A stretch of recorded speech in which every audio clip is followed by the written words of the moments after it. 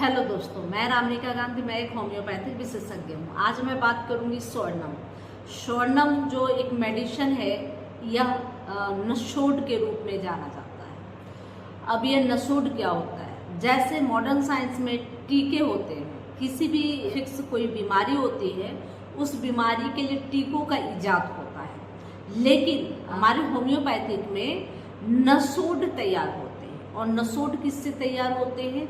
जो बीमारी होती है उस बीमारी के ही पस से, फ्लूट से नसोड तैयार किए जाते हैं। उसमें स्वर्णम पहला एक ऐसा नसोड है जो सोड़ा दोष के लिए, सोड़ा दोष को ठीक करने के लिए इसका उपयोग होता है।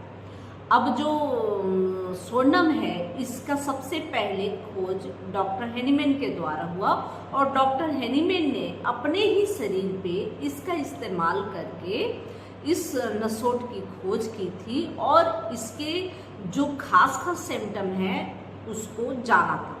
कभी कभी हम लोग होम्योपैथिक दवाइयाँ देना शुरू करते हैं किसी मरीज को पूरा कैरी करके, और उनकी जो सिम्टम है तो सिम्टम को ध्यान रख के दवा देते हैं। इससे जब उनको दवा दी जाती है तो ऐसा लगता है कि उनकी बीमारी बहुत हद तक कम हो गई, लेकिन कुछ वक्त देने के बाद ऐसा लगता है कि वो स्थिर हो गए या फिर अब ठीक नहीं हो रहे। तो उस कंडीशन में कुछ बीमारियों के साथ या कुछ व्यक्तियों के साथ या कुछ दवाइयों के साथ स्वर्णम को इंटरकरेंट दवा के रूप में वीकली देकर बीमारी को पूर्णतः बिल्कुल जड़ से समाप्त किया जा सकता है। अब रही बात कि स्वर्णम कुछ खास बीमारियों के लिए तो बिल्कुल दिया ही जाता है, लेकिन जिस जगह में अन्य दवाई काम करना कम कर दे या काम करना बंद कर दे, उस जगह में स्वर्णम का उपयोग बहुत अच्छे तरीके से किया जा सकता है। स्वर्णम का जो रोगी होता है चिली होता है, यानी कि शीत प्रधान होता है। बहुत ज़्यादा गर्मी में भी वो अपने सिर को ढका रहता है, अपने शरीर को ढका रहता है।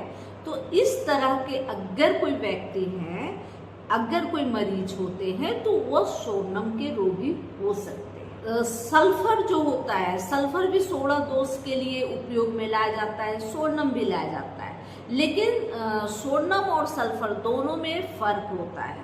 जो सल्फर का रोगी होता है वह जो है कि उष्णता प्रधान, यानी कि हॉट होता है, उसे गर्मी बहुत ज़्यादा लगती है।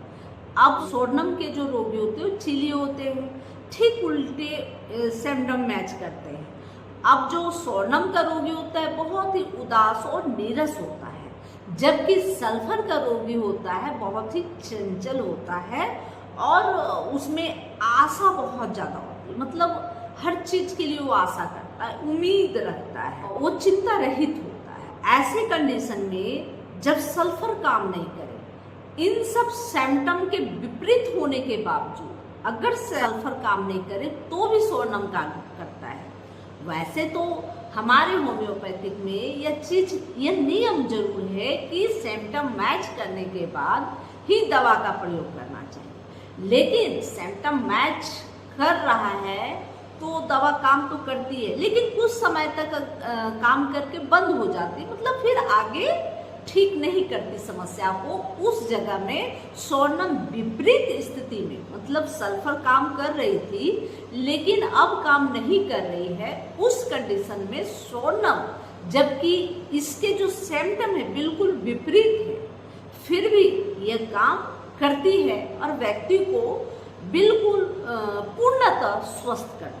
जब व्यक्ति को लंबे समय से टाइफाइड हुआ हो, टाइफाइड की बहुत सारी दवाइयाँ मॉडर्न साइंस की करवा चुके, वो ठीक नहीं हो रहे, या कभी कभी होम्योपैथिक दवाइयाँ जो सिम्टम बाय सिम्टम उनको दी जाती है टाइफाइड के लिए, और ठीक होकर भी वो बिल्कुल स्वस्थ नहीं दिख रहे, तो उस कंडीशन में इनको वीकली 2 बार स्वर्णम जरूर लेनी चाहिए। स्वर्णम लेने से पूर्णतः टाइफाइड मूल रूप से समाप्त हो जाता है।